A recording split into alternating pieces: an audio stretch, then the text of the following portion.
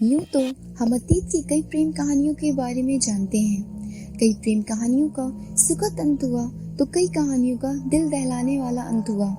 नमस्कार दोस्तों, मैं हेजल आपके सामने लाई हूँ अतीत से एक ऐसी प्रेम कहानी जिसमें एक रानी का सौंदर्य, राजा की अटूट प्रेम और बादशाह की कभी न पूरी होने वाली इज्जत की कहानी।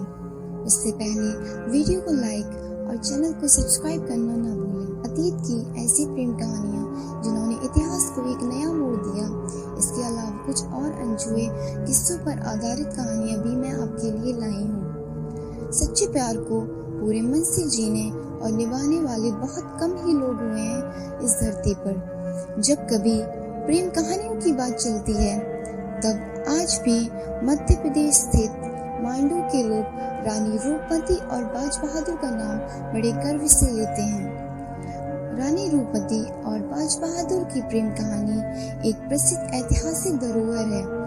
विंध्याचल पर्वत पर बसे मांडू की पहाड़ियों पर आज भी रानी रूपमती और बाज बहादुर के प्यार के स्वर गूंजते हैं। इस जादुई प्रेम कहानी में युद्ध, प्रेम, संगीत और कविता का अद्भुत मेल है। रूपमती मालवा की गायिका थी और सुल्तान बाज बहादुर उनसे प्रेम करते थे। दरअसल रानी रूपमती का रूप वास्तव में उनके नाम को चरितार्थ करता था। रूप सौंदर्य के साथ ही उनकी आवाज भी बड़ी सुरीली थी। वह अच्छा गाना गाती थी। बाज बहादुर मांडू के अंतिम स्वतंत्र शासक थे। रूपमती एक किसान की पुत्री थी। उनके आवाज के मुरीद बाज बहादुर उन्हें अपने दरबार में ले आए और दोनों ने विवाह कर लिया। लेकिन जब रानी की इन खूबियों के बारे में शहंशाह अकबर को पता चला तो वह रूपमती पर मोहित हो गया और ये प्रेम कहानी परवान चढ़ने से पहले ही खत्म हो गई। रूपमती को पाने की इच्छा से अकबर ने बाज बहादुर को एक पत्र भेजा जिस पर लिखा था कि रानी रूपमती को दिल्ली के दरबार में भेज दो। इस पत्र को पढ़कर बाज बहादुर क्रोधित हो गए और उन्होंने अकबर को पत्र लिखकर कहा कि वह अपनी रानी को उनके यहाँ भिजवा दें। अपने पत्र का ऐसा जवाब पढ़कर अकबर आग बबूला हो गया। अहंकार और गुस्से से भरे अकबर ने अपने सिपह सालार आदम खां से मालवा पर हमला करने को कहा। बाज बहादुर ने अपनी छोटी सी सेना के साथ उसका मुकाबला किया। इसके बाद भीषण युद्ध हुआ और आदम खां ने बाज बहादुर को बंदी बना लिया।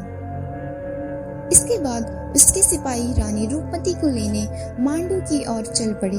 जब इस बारे में रानी रूपमती को पता लगा तो उन्होंने खुद को अकबर के हाथों को सौंपने से अपनी जान देना बेहतर समझा।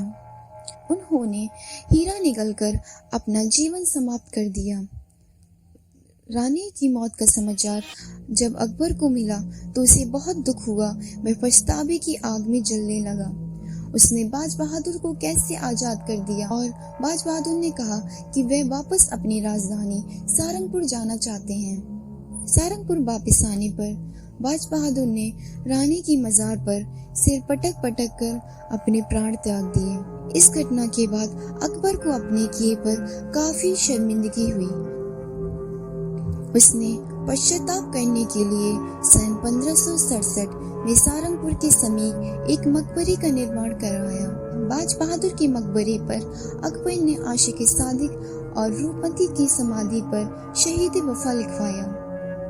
आज मांडू मध्य प्रदेश का ऐसा पर्यटन स्थल बन चुका है जो रानी रूपमती और बाज बहादुर के अमर प्रेम का साक्षी है। यहाँ के खंडर और इमारतें हमें इतिहास के उस झरोखे का दर्शन कराते हैं जिसमें हम मांडू की विशाल समृद्ध विरासत से रूबरू होते हैं।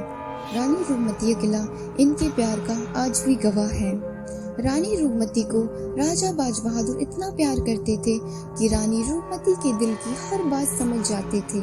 राजा बाज बहादुर और रानी रूपमती के प्यार के साक्षी मांडू में 3500 फीट की ऊंचाई पर बना रानी रूपमती का किला है।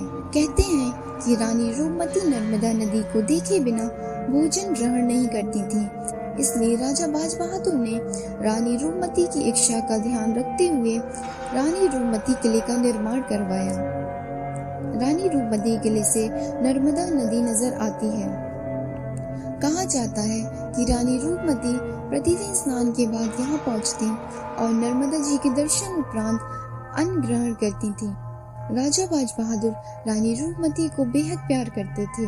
शायद इसलिए रानी रूपमती के महल तक पहुँचने से पहले राजा बाज बहादुर के महल को पार करना होता था।